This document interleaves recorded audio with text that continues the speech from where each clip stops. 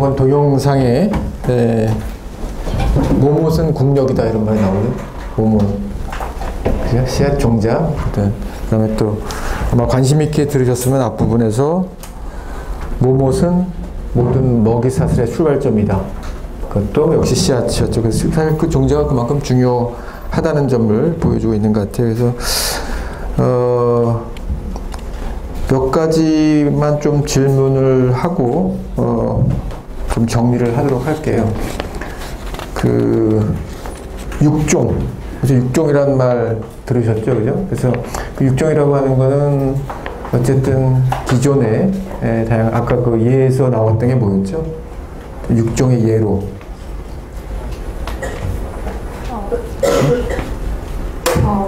표요?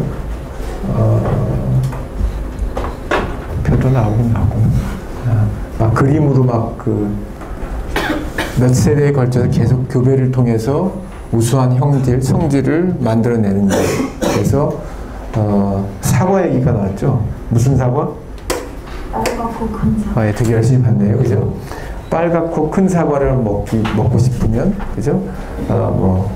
큰 사과, 작지만 빨간 사과, 큰 파란 사과를 계속 교배를 하다 보면, 그리고 계속 이제 빨갛고 큰 사과가 좀 더 나오게 되고, 그거를 다시 또 심으면 점점 더 늘어나게 되고, 결과적으로는 이제 빨갛고 큰 사과만 나오게 되는 그런 것을 육종이라고 하고, 육종학이라고 하는 학문이 굉장히 중요했었어요. 저는 사실 잘 모르지만 아마 여러분들 자연계 학생들은 저보다 훨씬 많이 알 텐데, 그래서 사실 그런 육종이라고 하는 거는 무슨 체계적으로 과학으로 정립되기 이전에도 옛날부터 있었겠죠. 옛날부터 농민들 입장에서 야생종 혹은 자연 속에서 씨앗 이런 거 가지고 나름대로 재배를 하다 보니까 이렇게 경험적으로 이렇게 교배를 하니까 자기가 원하는 그런 종자가 나오겠구나. 이런 것들을 이제 경험하고, 그런 것들을 소위 말하면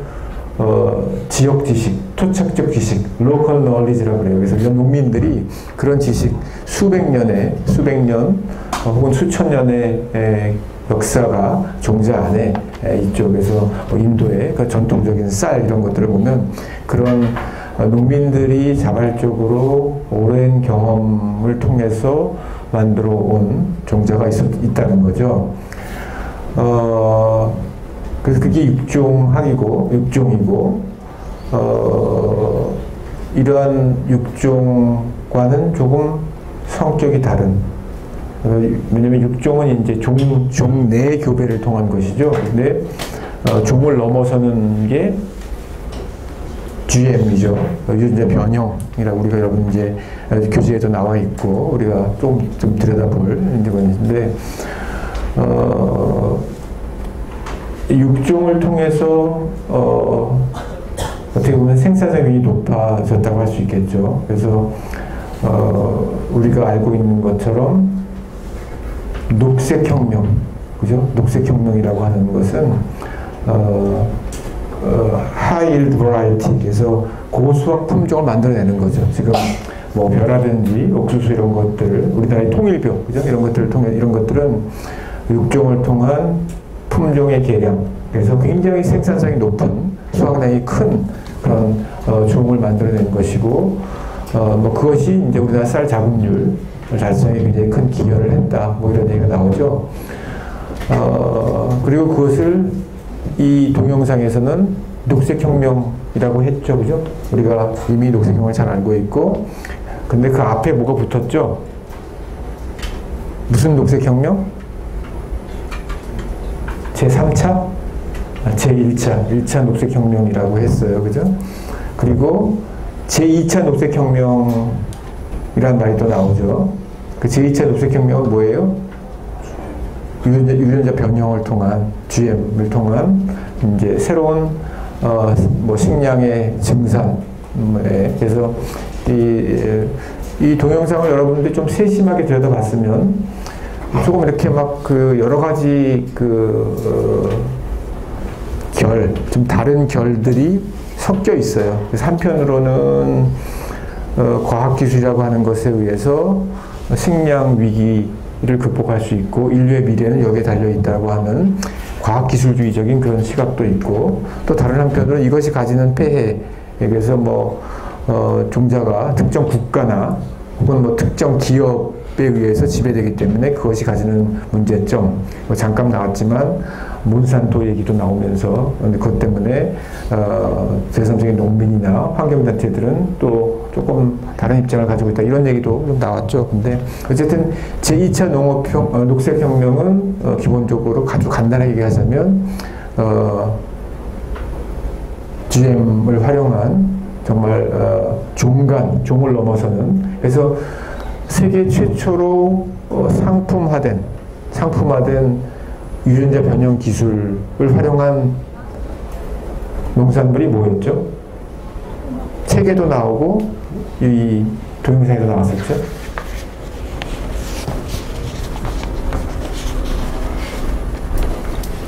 동영상에 나왔던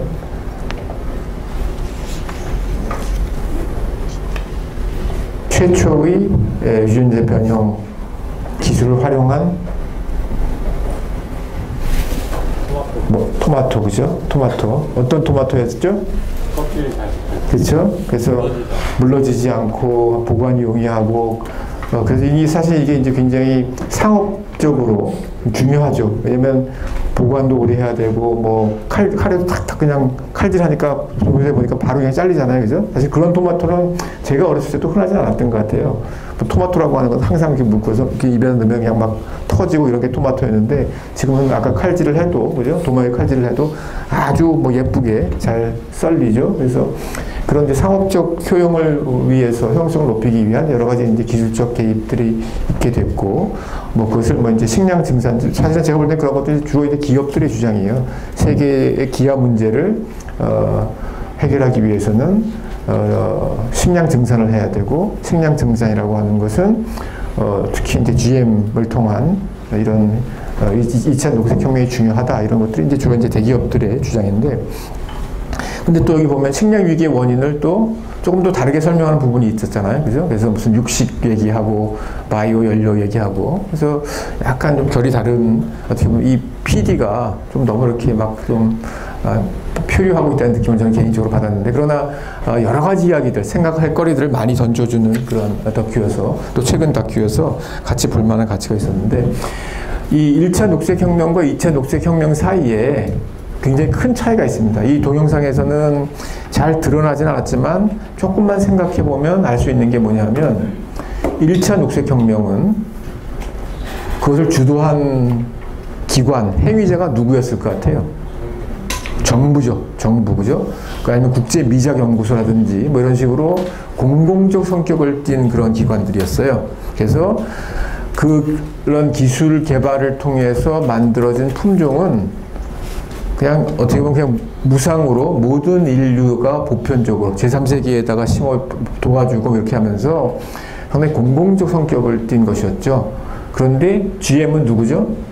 그렇죠. 기업들이죠. 기업 연구소들이 이제 뭐 나름대로 엄청난 투자를 하는 거예요. 투자를 하고 빠르게 상업화를 하고 그리고 이것은 특허권이나 이런 걸 통해서 이제 구입하도록 이렇게 되는 거죠. 그래서 이 소수의 뭐 그런 이제 특히 이제 그러다 보니까 소수의 기업들이 이제 그런 것들을 독점하게 되고 제3세계 농민들이나 이런 사람들은 그것을 농사를 짓기 위해서 이제 종자를 더 이상 뭐 씨앗을 자기가 스스로 거두어서 하는 게 아니라 전부 다 그냥 기업들에 의해서 만들어진 어떻게 보면 정말 제조된 종자를 파종을 해야 되는 그런 상황이 됐고 그런 것들이 그 1차 녹색혁명과 2차 녹색혁명의 큰 차이라고 생각이 들어요. 그 다음에 이 동영상에서 굉장히 중요한 함의 중에 하나가 다양성의 문제, 종 다양성의 문제죠. 근데 이것도 약간 이 동영상의 모순적인 게 이제 사실은 이런 육종, 특히 GM이라든지 이런 것들을 통하면 사실은 종 다양성이 감소합니다. 아까 무슨 뭐 밀도 그렇고 벼도 그렇고 뭐 여러 가지 작물들이 전부 다 단일 품종화 되잖아요, 그죠? 단일 품종화 되고 이제 그렇게 되는데 그런 것들은 어떻게 보면 이제 이 기업들에 의한 종자의 지배, 종자에 대한 지배권에서부터 이제 파생되는 것인데, 왜냐하면 그전에는 그냥 농민들이 각 지역마다 지역 생태계에 맞거나 환경에 맞는 혹은 토양에 맞는 종자들을 오랫동안 계속 육종을 통해서 개발을 하고 개인이나 공동체 차원에서 그것들이 공유되고, 그러다 보니까 지역마다 다양한 종들이 있었죠. 뭐 사과 같은 경우만 해도 제 기억으로는 제가 자랄 때 60년대 70년대만 해도 뭐 정말 여러 가지가 뭐 홍옥, 국광 뭐 이렇게 해서 들어보지도 못해요. 홍옥이란 말 아세요? 국광 뭐 이런 것들. 근데 뭐 자그마한 것도 있고 신 것도 있고 뭐 이런 것들이 있었는데, 사실은 지금은 그 자체가 거의 없는 것 같아요. 아마 가면 그냥 부사, 후지라고 하는, 그다음에 무슨 스미스인가 이런 식의 이제 몇 개의 소수의 품종으로 이렇게 이제 통일됐죠. 그러다 보니까 이제 이 동영상에서 얘기하는 것처럼 아까 그 감자 아일랜드 감자 얘기는 뭐 저도 여러 번 듣긴 했지만, 그 종이 럼퍼종이라고 하네요. 럼퍼라고 하는 단일종을 심었는데, 만약에 이제 어떤 병, 입마름병이라고 했죠. 입마름병이 발생했을 때 하여간 뭐 엄청난 재난이 왔고, 아마 그 사망자가 엄청났던 걸, 이민자가 150만 명이라고 그랬지만 사망자도 엄청났던 걸로 알고 있고, 아일랜드의 감자 재난이 엄청난 어떻게 보면 사회적으로도 굉장히 중요한 사건으로 불리죠. 그 다음에 이제 그 종잣값이 그렇게 비싸다는 얘기, 그죠? 금값하고 비교되는 파프리카, 무슨 뭐, 토마토, 그런 얘기를, 나왔던데, 그것도 상당히 흥미롭더라고요. 그래서, 어쨌든, 지금 보면, 이 종자에 대한 소유권과 지배권, 이런 것들이 이제, 소수의 국가, 소수의 기업으로 돌아가게 되고, 근데 그런 것들 때문에, 반다나 쉬바라고 하는 사람은 특히 이제 지난번에 말씀드린 대로 인도의 여성주의자이자 농민운동가이자 뭐 에코페미니스트인데, 종자라고 하는 것이 사기업에 의해서, 특히 이제 선진국 사기업들, 소수의 사기업들에 의해서 지배되는 것이 사실은 제3세계의 농민들에 대한 엄청난 착취, 혹은 제3세계의 문화, 역사까지도 사유화하는, 혹은 서구에 의해 지배하는 그런 이제 굉장히 야만적인 행위라고 강력하게 비판을 하게 되죠. 예, 한 번 더 먹을까요? 그 정도로 얘기를 하면 될 것 같고요. 그래서 뭐 이런 얘기입니다. 아까 동영상에서 본 것처럼 어쨌든 인류가 계속해서 생산성, 식량 문제라고 하는 게 뭐 인류가 늘 접해왔던 문제이기 때문에, 그 좋은 품종을 만들고 생산성을 높이고자 하는 노력이 있었고, 그것이 육종이라고 하는, 혹은 이제, 개인이나 공동체 차원의 육종이, 대학이라고 하는, 1930년대 이후에 대학에서 육종학이라고 하는 학문으로 발전하게 되고, 체계적인 종자 개량을 위한 노력들이 만들어지고, 그것들이, 그 결과들이 지역사회나 지역의 농민들에게 이제 확산이 되는 기술 확산, 뭐 이런 모델들이 만들어지죠. 그래서 보통 이제 미국에서 익스텐션 서비스라고 하는데, 이런 것들을 통해서 보통 주립대학들, 그 랜드 그랜트 유니버시티라고 해서 주에서 토지를 공유한 데, 토지 공유 대학이라고 그러거든요. 그래서 이제 보면 미국에 이제 무슨 뭐 유니버시티 미시간이라든지 이런 대학, 미시간은 사립대학인가? 하여간 위스콘신 이런 주립대학들이 있는데, 주립대학들이 사실 이런 공공적 성격, 그래서 그런 대학들이 뭐 굉장히 농대가 강해요. 뭐 농대가 이제 이름이 바뀌어서 이제 바이오 사이언스 이런 쪽으로 이름이 많이 바뀌었는데, 어쨌든 그 당시에는 이제 육종학이 굉장히 중요한 그런 것이었고, 이제 시대가 바뀌면서 생명공학 기술이 굉장히 중요한 제2의 녹색혁명으로서 산업적 가치가 커지게 되고, 기업들에 의해 주도되는 이제 새로운 종자의 시대가 열린 것이고, 이것들은 그렇게 되면 대학들도 이제 기업에 의해, 이제 지금은 사실은 대학의 입장에서 여러분들도 특히 자연계에 계신 분들은 한번 생각해 보면 이게 참 재미있어요. 왜냐하면 전통적인 대학의 모델은 사실은 공익적 성격이 굉장히 강했기 때문에 대학에서 만들어낸 지식이라고 하는 것은 사회적으로 서비스, 사회적 서비스였고, 그리고 정부에서 그 재정 지원을 많이 했어요. 그래서 대학들이 뭐 미국 대학 같으면 주립 대학은 주에서 혹은 연방 정부에서 뭐 이제 연구비라든지 이런 것들을 받아가지고 연구를 하고 그것들을 이제 일반 시민들에게 제공하는 이런 모델이었다고 한다면, 지금은 사실은 이제 우리나라 점점 그렇게 되고 있지만 연구비를 어디서 많이 주죠? 기업이죠, 기업. 그죠? 기업에서, 그래서 기업에서 또 기업의 어떤, 자신들 사업 부문과 관련된 연구비들이 많이 지원이 되고 있고, 뭐, 생명공학 같은 경우는 마찬가지죠. 그래서 이제 그런 것들이, 정부에서, 정책적으로 산업적 경쟁력을 높이기 위해서 또 기업들이 자신들의 어떤, 사업 영역에 대한 인프라 혹은 응용 기술 이런 것들을 위해서 대학의 연구비를 많이 주고, 그래서, 교수들도 그런 연구비에 대한 어떤 의존성 이런 것들이 이제 굉장히 높아지게 되는 그런 결과를 낳고 있습니다.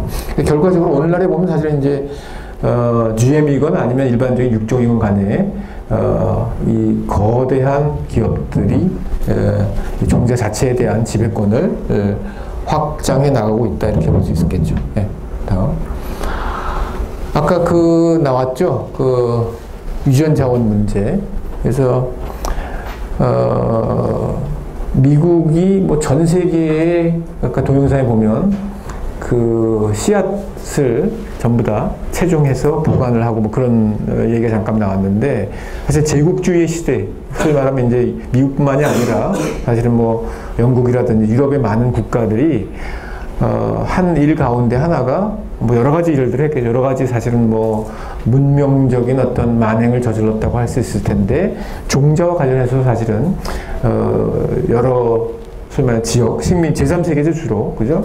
뭐 아시아, 아프리카 지역에 가서 수많은 종자들을 가져다가 자신들이 보관하고, 이제 그것을 가지고 활용하고, 그래서 아주 우수한 유전 자원 혹은 생물 자원을 이제 수집을 했죠. 그리고 그것들을 바탕으로 해서 이제 사실은 다양한 특허권 제도가 강화되면서 지난 한 20-30년 동안에 특허라고 하는 제도가 굉장히 자리를 잡고, 이런 어떻게 보면 제3세기에서 수집된 공공적 성격의 어떤 자원을 자신들이 이제 사유화하는 과정이 이제 사실은 페이턴트 제도이죠. 그래서 그런 문제가 있고요. 뭐 아까 얘기 나왔던 이제 농업의 산업화 이런 것들이 종 다양성이 감소하고 있다. 뭐 이런 너무나 당연한 얘기고요. 다음. 그죠?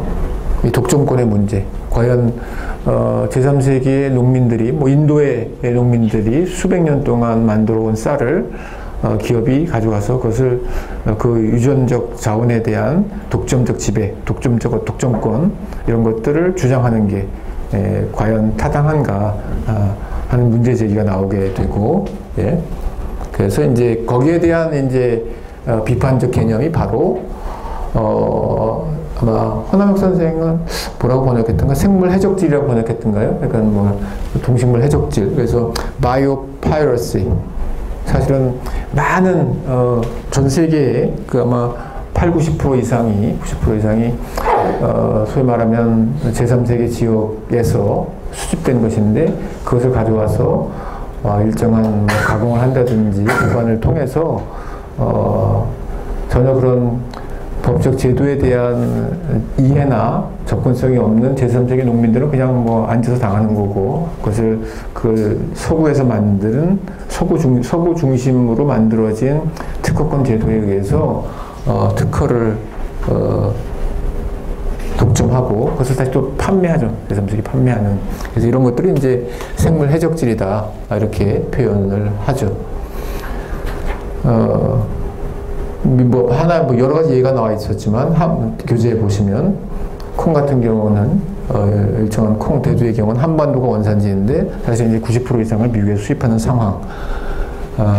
책에 나온 바스마티 쌀 같은 경우, 이런 경우도 미국의 종자 기업이 그것을 이제 특허를 내고 판매권을 행사하는 거 이런 것들이 이제 바이오 파이러시의 이해가 되겠죠. 예.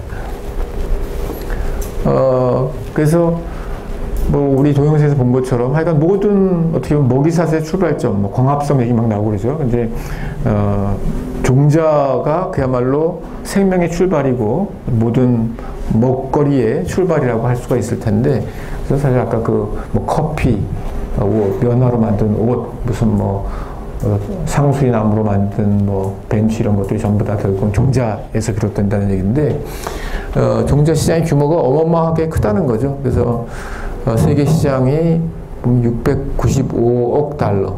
그다음에 종자라는 개념 속에는 농작물뿐만이 아니라 사실은 축산물, 수산물도 마찬가지예요. 축산물 얘기를 지난번에 제가 뭐 호주의 소와 관련해서 말씀드렸지만, 이 좋은 소종, 육종의 소의 정자를 잘 복원하는 것이 얼마나 중요한지, 하여간 뭐 그에 대한 어떤 관리 시스템 이런 것들이 굉장히 정교화되어 있어요. 그래서 그것을 누가 몰래 가져가면 그게 엄청난 문제가 된다. 경제적으로 엄청난 피해를 입게 되기 때문에 이런 종자에 대한 씨앗에 대한 뭐 관심이 높아지고 있고, 그 사업의 측면에서 어마어마하다는 거죠. 예. 예, 다음. 그런데 이제 그 우리나라의 그 종자 회사들이 그래도 좋은 종자 회사들이 꽤 있었죠. 역사가 또 깊은 그런 회사들이 있었는데, 보통 서울, 흥농, 중앙, 뭐 청원 이런 회사들이 보통 아마 빅3 그러면 청원, 서울, 흥농 이 3개 종묘 회사가 우리나라의 3대 종자 회사였어요. 그런데 이제 큰 종자 회사라고 하는 거는 이제 자체적으로 보유한 종자 종류도 많고, 종자 관련 연구소들을 가지고 있었어요. 흥농 종묘 같은 경우를 보면. 그래서 계속해서 이제 체계적으로 종자 개량을 주로 육종학이었죠. 육종학적 연구들을 통해서 종자 개발을 했었는데, 1997년, 98년 IMF 때 이제 뭐 굉장히 큰 위기에 부딪히게 되고 자산 가치가 하락하고 뭐 이렇게 되면서 헐값에 전부 다 이제 외국 기업들에게 넘어갔어요. 그래서 신젠타라고 하는 유명한 세계적인 노바티스, 그다음에 신젠타로 2차 인수합병이 되고 그랬는데, 어쨌든 보시면 사카타는 일본 회사고 나머지는 이제 외국 뭐 노바티스가 아마 유럽 회사일 걸로 알고 있는데, 이런 세계적인 농화학 기업들이 이제 전부 다 인수를 하게 되고, 지금 보면 이제 뭐 1차 인수합병, 2차 인수합병 이런 걸 통해서 몬산토라든 신젠타, 바이엘 뭐 이런 이제 그 지난번에 한번 말씀드렸던 것 같은데, 이런 여러 가지 산업 간의 통합이 이루어지죠. 인수합병을 통해서 종자 회사이자 뭐 사료 회사이고, 생명공학 회사이고, 무슨 농화학 회사이고, 뭐 농기계 회사이고, 그래서 그런 사업 부문을 확장해 나가고 수평적 통합을 이루는 이런 것들이 이제 계속 이루어지게 되는데, 뭐 지금 보시면 몬산토 같은 경우는 사실은 곡물 회사인데 종자, 뭐 축산 이런 쪽에도 들어가. 바이엘 같은 경우는 이제 화학, 제약 회사가 또 굉장히 중요해요. 사실 제약 회사들도 이제 개입을 하게 되고, 그래서 지금은 사실은 아주 영세한 몇 개의 종자 회사가 있는 걸로 알고 있고, 정말로 좀 국제적으로 경쟁력이 있는 한국의 종자 회사는 없습니다. 네, 없습니다. 네. 다음 작물의 종자 작업률이에요. 그래서 우리가 식량 작업률도 낮죠, 여러분들. 우리가 그 전에 배운 것처럼 쌀을 제외하면 밀, 옥수수, 콩 이런 작물들이 식량 작업률이 굉장히 낮아요, 그죠? 그래서 밀도 수입하고 옥수수 수입하고, 그래서 전부 다 미국에서 주로 들여오는데, 그래서 그 작물의 작업률만 낮은 게 아니라 사실은 종자 자체도, 그죠? 종자 작업률이 낮다는 거죠. 그래서 벼 같은 경우도 우리가 쌀은 뭐 100% 거의 뭐 100% 자급자족 가까이 하고, 혹은 이제 쿼터 제도에 의해서 일부를 수입하지만, 그래서 얼핏 보기에는 적어도 우리는 쌀은 우리가 잘 생산한다 그러지만 이 종자까지 거슬러 올라가면 조금 더 그림이 달라진다는 거죠. 만약에 어떻게 되면 뭐 이런 가정을 하게 된다면 그래서 벼도 한 50% 정도만 사실 우리가 작업을 하고 있고 다른 뭐 딸기, 다른 이제 과일 같은 경우도 상당 부분을 외국에서 수입해오는 그런 결과를 보여주고 있습니다. 그래서 그런 의미에서 이제 소위 말하는 식량 안보나 이런 것들에 대한 식량 안보의 취약성, 식량 보장의 취약성 같은 것들을 얘기할 수 있겠죠. 네, 여기까지 하죠. 잠깐 여기까지만 볼까요? 그래서 로열티가 이렇게 2001년에 5억. 그래서 왜냐면 우리가 이제 사와야 되니까 돈을 지불하는 거죠, 회사에. 그래서 2011년에 205억. 지금 농촌경제원 예측에 따르면 2020년이 되면 7,900억 원. 계속해서 종자값이 올라가게 되고 또 종자 수입량이 증가하기 때문에 기하급수적으로 로열티를 지급해야 되는 뭐 그런 상황이라고 해요. 예, 이상입니다. 예.